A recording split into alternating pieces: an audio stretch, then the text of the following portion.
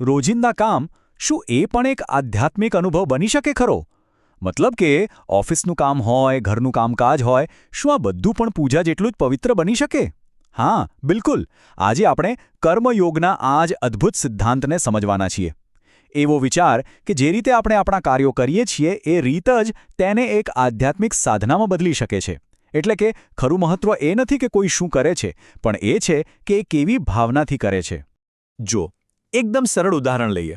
સ્નાન કરવું એક જ ક્રિયા છે, ખરું ને? પણ એના પ્રત્યેના બે દૃષ્ટિકોણ જુઓ, કેટલા અલગ છે. એક માટે આ માત્ર શરીરને સાફ કરવાની એક ભૌતિક ક્રિયા છે, જ્યારે બીજા માટે આ એક આધ્યાત્મિક અનુભવ છે. બસ આ નાનકડો જે ભાવનો તફાવત છે ને, એ જ કર્મયોગનો આખો સાર છે.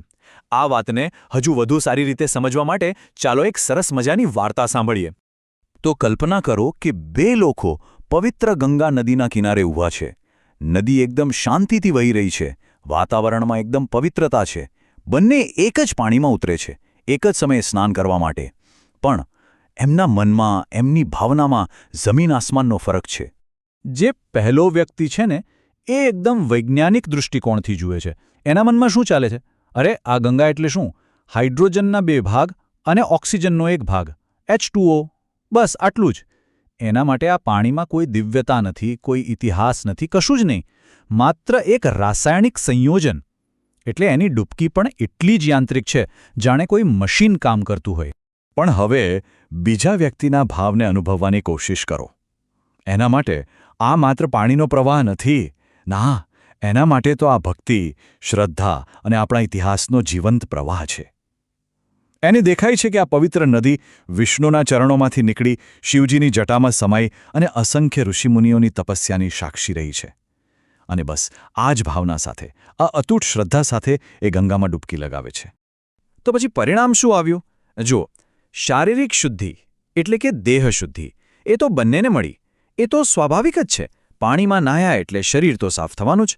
પણ પેલો જે બીજો વ્યક્તિ હતો, જે ભક્તિભાવ સાથે સ્નાન કરી રહ્યો હતો, એને દેહ શુદ્ધિની સાથે સાથે એક બીજું અમૂલ્ય ફળ મળ્યું, અને એ હતું ચિત્તશુદ્ધિ. માત્ર એનું શરીર જ નહીં, એના મનનો, એની ચેતનાનો મેલ પણ ધોવાઈ ગયો. અને આ જ છે ચિત્તશુદ્ધિ. મતલબ કે ચેતના, મન અને હૃદયની શુદ્ધિ. આવું ત્યારે જ થાય છે જ્યારે આપણે કોઈપણ કામને માત્ર એક ભૌતિક ક્રિયા તરીકે નથી જોતા, પણ એને ઊંડી ભાવના અને સમર્પણ સાથે કરીએ છીએ. સાચું કહું તો આ જ તો કર્મયોગનું અંતિમ લક્ષ્ય છે.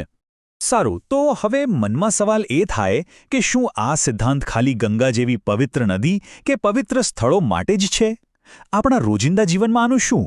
જવાબ છે બિલકુલ નહીં. આ સિદ્ધાંત તો આપણા જીવનના દરેક પાસામાં, દરેક નાના મોટા કામમાં લાગુ પડે છે. ભલેને એ કામ ગમે તેટલું સામાન્ય કેમને લાગતું હોય. ચાલો જોઈએ કે આ વ્યવહારમાં કેવું દેખાય છે. નિસ્વાર્થ અને ભક્તિથી ભરેલા કામનું જો કોઈ શ્રેષ્ઠ ઉદાહરણ હોય, તો એ આપણને ભગવાન શ્રીકૃષ્ણના જીવનમાંથી મળે છે. વિચારો, મહાભારતનું યુદ્ધ પૂરું થયું છે. એ જગતના નાથ છે, પણ એ શું કરતા હતા? એ જાણીને કદાચ આપણને સૌને નવાઈ લાગશે. આખા દિવસના ભીષણ યુદ્ધ પછી અર્જુનના સારથી તરીકે શ્રીકૃષ્ણનું સૌથી પહેલું કામ શું હતું, ખબર છે? એમના ઘોડાઓની સેવા કરવાનું. એ પોતે રથમાંથી ઘોડાઓને છોડતા, એમને પાણી પીવડાવવા લઈ જતા, યુદ્ધમાં લાગેલા એમના ઘાને પ્રેમથી સાફ કરતા અને પછી કાળજીથી એમને ચારો ખવડાવતા. આ સામાન્ય લાગતા કામો પણ એ એટલા પ્રેમ અને કાળજીથી કરતા હતા કે જાણે કોઈ માતા પોતાના બાળકની સેવા કરતી હોય. અને આમાં સૌથી અદ્ભુત વાત તો એ છે કે જે ખુદ બ્રહ્માંડના સ્વામી છે, એ ભગવાન શ્રીકૃષ્ણને આ નાનકડી સેવામાં ખૂબ જ ઊંડો આનંદ મળતો હતો. એમના માટે આ કોઈ હલકું કે નાનું કામ હતું જ નહીં. એ તો પ્રેમ અને સમર્પણની એક શુદ્ધ અભિવ્યક્તિ હતી. ચાલો, હવે આ દિવ્ય સિદ્ધાંતને થોડો માનવ સ્તરે લાવીએ. આપણા ઇતિહાસમાં એવા અનેક સંતો થઈ ગયા, જેમણે પોતાના સામાન્ય લાગતા વ્યવસાયમાંથી જ જ્ઞાન અને મુક્તિ મેળવી લીધી હતી. જેમ કે તુલાધાર, જે એક વેપારી હતા, એ માત્ર વસ્તુઓનું વજન નહોતા કરતા. દરેક વખતે જ્યારે એમના ત્રાજવાનું પલ્લું બરાબર સમતોલ થતું, ત્યારે એ પોતાની જાતને યાદ કરાવતા કે મનને પણ આવી જ રીતે સમતામાં, નિષ્પક્ષતામાં રાખવાનું છે.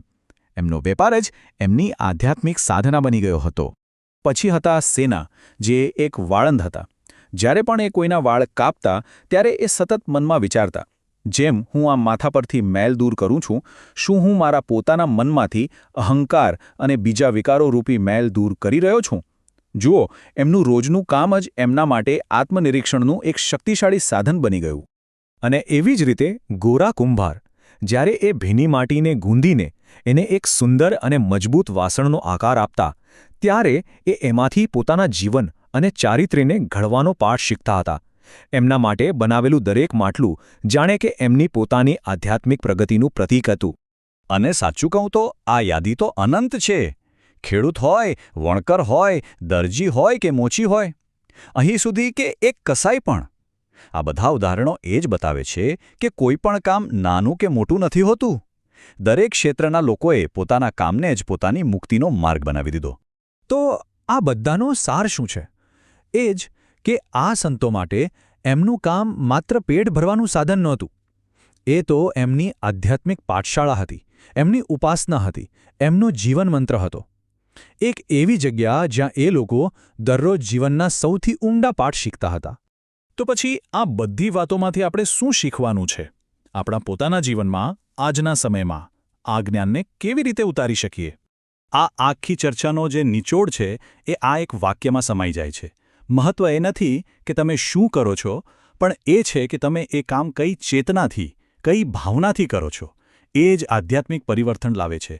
પછી ભલે કોઈ ડૉક્ટર હોય, શિક્ષક હોય, સફાઈ કામદાર હોય કે પછી કોઈ સોફ્ટવેર ડેવલપર, કોઈ પણ વ્યક્તિ પોતાના કામને જો ભક્તિ અને સમર્પણથી કરે તો એને એક આધ્યાત્મિક માર્ગ બનાવી જ શકે છે. તો ચાલો આજે આ એક સવાલ સાથે આ વાત પૂરી કરીએ. એક સવાલ જે આપણે સૌએ પોતાની જાતને પૂછવાનો છે. મારું કામ મને શું શીખવી રહ્યું છે? શું આપણે એમાંથી માત્ર પૈસા જ કમાઈ રહ્યા છીએ કે પછી એ આપણને સંતુલન, શુદ્ધિ, સેવા અને આત્મજ્ઞાન જેવા પાઠ પણ શીખવી રહ્યું છે? જરા વિચારજો, કારણ કે જવાબ આપણા કામમાં નહીં પણ કામ પ્રત્યેની આપણી ભાવનામાં જ છુપાયેલો છે.